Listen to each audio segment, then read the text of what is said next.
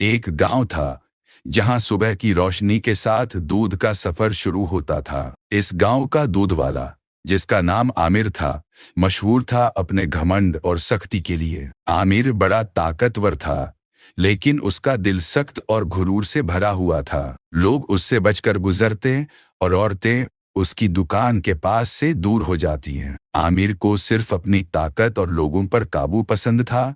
वह अक्सर गांव के लोगों को परेशान करता और जब लोग कुछ कहते तो वह तेज और कठोर जवाब देता। क्या चाहिए तुम्हें? दूध लेना है तो पैसे दो, वरना यहाँ से चले जाओ। आमिर की यही सख्ती थी जो लोगों को तकलीफ देती थी। गांव के बुजुर्ग जो मस्जिद में अक्सर बैठते आमिर के लिए दुआ करते, अल्लाह इस शख्स को हिदायत दे या इसे इस गांव से दूर कर दे। लेकिन आमिर अपनी राह पर मशगूल रहता, बिना किसी की परवाह किए। एक दिन दोपहर का वक्त था, धूप तेज थी और आमिर अपनी दुकान के पास दूध गर्म कर रहा था। दो बुजुर्ग एक थोड़ी सी छांव में रुककर आमिर की दुकान के सामने गुजर रहे थे। पहले बुजुर्ग ने कहा, यह शख्स कब अपनी बुराइयों से बाज आएगा? पूरा गांव इसकी बुराई से तंग है। दूसरे बुजुर्ग ने सांस भरकर कहा, जब इसके घर में बेटी होगी तभी समझ आएगा कि औरत की इज्जत क्या होती है। आमिर की आंखों के सामने जैसे बिजली गिर गई। वह हथौड़ा छोड़कर खड़ा हो गया। दूध की भट्टी तेज चल रही थी, लेकिन उसके दिल में कुछ नर्म होने लगा। उसके जहन में बुजुर्गों के अल्फाज गूंज रहे थे, जब तेरी अपनी बेटी होगी। यह अल्फाज उसके दिल में छुरी की तरह चुभ गए और पहली बार उसने अपने किए पर सोचना शुरू किया। उस रात आमिर ने अपने बुरे कामों और घमंडी हरकतों को याद किया और आंखों में आंसू भर आए। दिल में शर्म और नफरत का एहसास हुआ। उसने खुद से कहा, मैंने क्या क्या किया? कितनी औरतों को तकलीफ दी, कितने बुजुर्गों की बेइज्जती की। आमिर ने दुकान बंद की, भट्टी की आग बुझाई और मस्जिद की तरफ चल दिया। रास्ते में लोग हैरान थे। एक शख्स ने कहा, यह दूध वाला मस्जिद क्यों जा रहा है? लेकिन आमिर ने किसी को जवाब नहीं दिया और सीधा मस्जिद में चला गया। मस्जिद के अंदर वह सजदे में गिर गया और अपनी बुराइयों के लिए अल्लाह से माफी मांगता रहा। रोते हुए उसने दुआ की, या अल्लाह, मैंने बहुत गलतियां की, मेरे गुनाहों को माफ फरमा दे, मुझे हिदायत दे, मुझे नेक बना दे। पहली बार उसके आंसू नर्म और नफरत से अलग दिल की नदामत का इजहार कर रहे थे। देर तक वह वहां दुआ में हाथ उठाए बैठा रहा और फिर वुजू करके मगरिब की नमाज अदा की। अगली सुबह आमिर ने दुकान खोली, लेकिन कोई ग्राहक नहीं आया। दिन भर मेहनत की, लेकिन हाथ खाली रहे।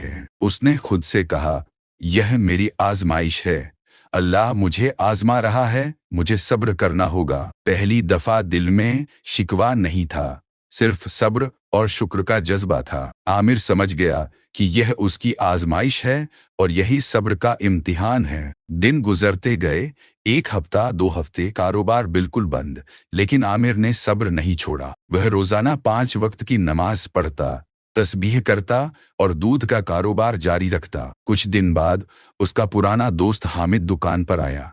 चेहरे पर हैरत और थोड़ी मस्ती के साथ बोला, यह नई अदा क्या है? दूध के साथ तस्बीह भी घुमाने लगे हो?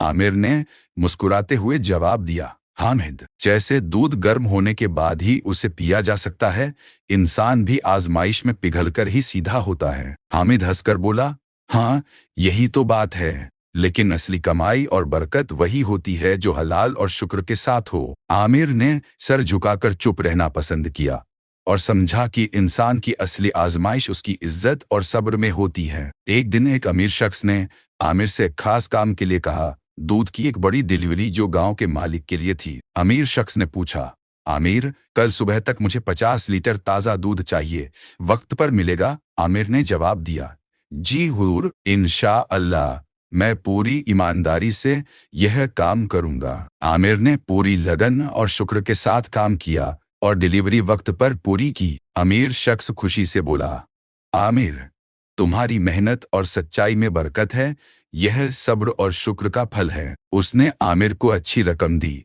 और साथ में कहा, आज से मैं हमेशा तुमसे ही दूध लूंगा। गांव के लोग धीरे धीरे आमिर की तरफ इज्जत और एहतराम से देखने लगे। बच्चे उसके पास आने लगे और आमिर उन्हें कहानियां सुनाता, सब्र, शुक्र और आजमाइश की अहमियत के बारे में। एक बच्चे ने पूछा, आमिर चाचा, आप पहले इतने गुस्से वाले क्यों थे?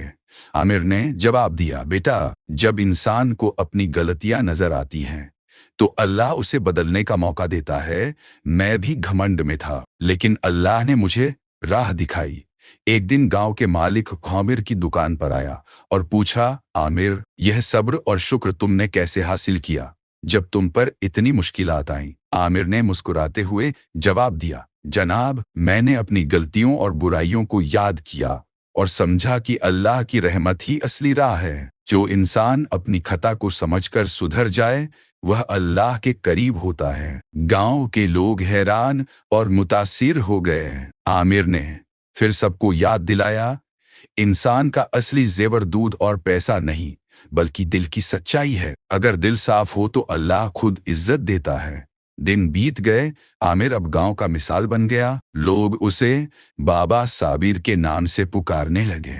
बच्चे उसके पास आते और वह कहानियों के जरिए सब्र, शुक्र और अल्लाह की रहमत का सबक देते। और इस तरह एक घमंडी दूध वाला अल्लाह की रहमत से एक नेक बंदे में तब्दील हो गया। एक दिन सुबह जब फज्र की अजान हुई, लोग देखते हैं आमिर मस्जिद के सामने सजदे में गिरकर मुस्कुराते हुए दुआ कर रहा है। उसके होठों से यह अल्फाज निकल रहे थे, ए मेरे रब, तूने मुझे आजमाइश में डाला लेकिन अपनी रहमत से निकाल दिया। मुझे फिर से रोशनी दे और मेरे दिल को हमेशा अपनी सच्चाई और सब्र में मजबूत बना। आमीन। और इस तरह आमिर की जिंदगी सब्र, शुक्र और अल्लाह की रहमत के साथ रोशन हो गई। गांव वाले सीख गए कि इंसान की असली इज्जत और बरकत उसकी सच्चाई, सब्र और शुक्र में छुपी है और अल्लाह ही सबसे बड़ा रहनुमा है।